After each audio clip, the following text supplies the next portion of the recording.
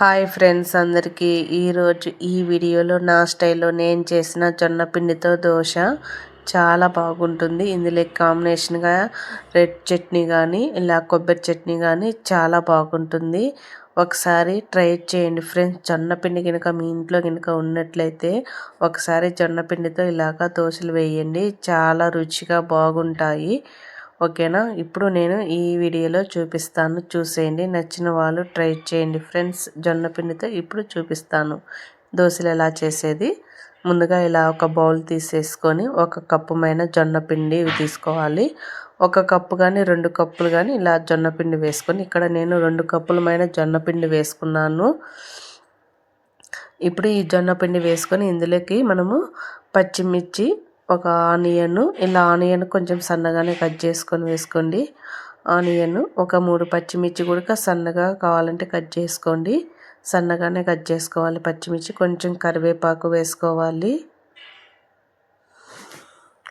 కరివేపాకు కానీ కొత్తిమీర కానీ ఏదో ఒకటి వేసుకోవచ్చు. ఇక్కడ నేను కరివేపాకు వేయలేదు, కొత్తిమీర అయితే వేస్తున్నాను.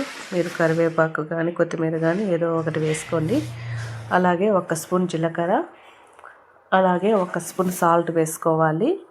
ఇవన్నీ వేసుకున్న తర్వాత ఒకసారి బాగా కలుపుకోవాలి. తర్వాత మనం వాటర్ వేసుకొని కొద్దిగా వాటర్ వేసుకొని కలుపుకోవాలి.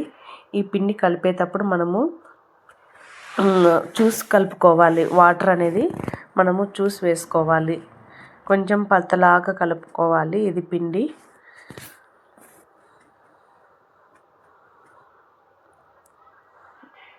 చూసారా? ఇంకొంచెం వాటర్ అనేది వేసుకోవాలి. కొంచెం పల్చగా కలుపుకోవాలి పిండి.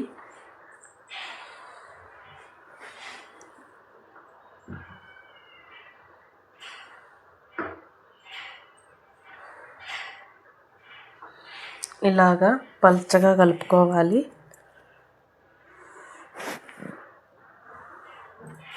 చూసారా? అట్లా ఆ విధంగా అయితే ఉండాలి. ఇందులో కొంచెం వంట సోడా వేసుకోవాలి. వంట సోడా వేసుకొని మళ్ళీ ఒకసారి బాగా మిక్స్ చేసి కలుపుకోవాలి.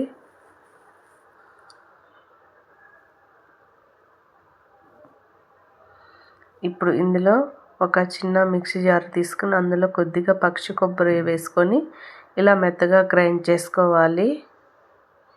ఇప్పుడు అలాగే కారం తగినట్టుగా ఎండుమిర్చి వేసుకోవాలి. ఎండుమిర్చి ఒక 6 అన్న వేసుకోవాలి. కొంచెం కల్లుప్పు వేసుకోవాలి. ఇప్పుడు ఆనియన్ అనేది వేసుకోవాలి. ఆనియన్ ఈ విధంగా కొంచెం సన్నగా కట్ చేసుకొని వేసుకోవాలి. ఇప్పుడు మిక్సీ పెట్టుకొని కొంచెం వాటర్ వేసుకొని గ్రైండ్ చేసుకోండి.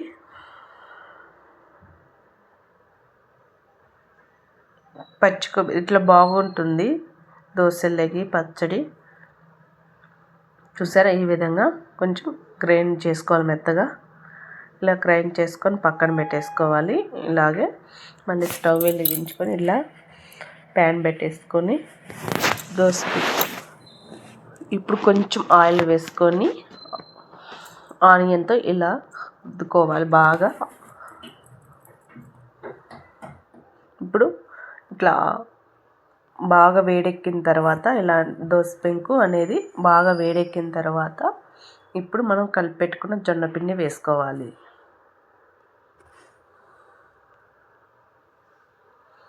ఇప్పుడు చూసారు? కొంచెం పల్చగానే పోసుకోవాలి. ఇప్పుడు పైన ఆయిల్ అనేది వేసుకోవాలి.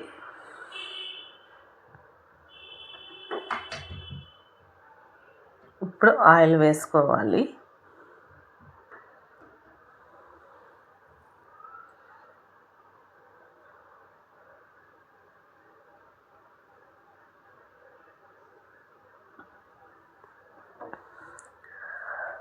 కొంచెం పల్చగా పోసుకుంటే దోశ అనేది చాలా బాగా వస్తుంది.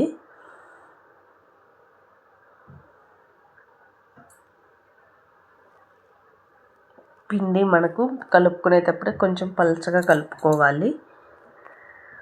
బాగా క్రిస్పీగా వస్తుంది దోశ.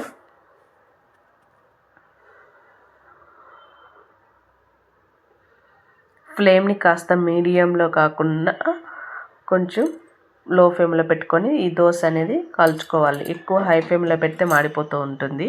కొంచెం ఇలాగా లో ఫ్లేమ్లో కానీ మీడియంలో కానీ పెట్టేసుకొని ఈ విధంగా కాల్చుకోవాలి. ఇట్లా చూసారా, ఇట్లా ఈ విధంగా వస్తుంది జొన్న దోశ.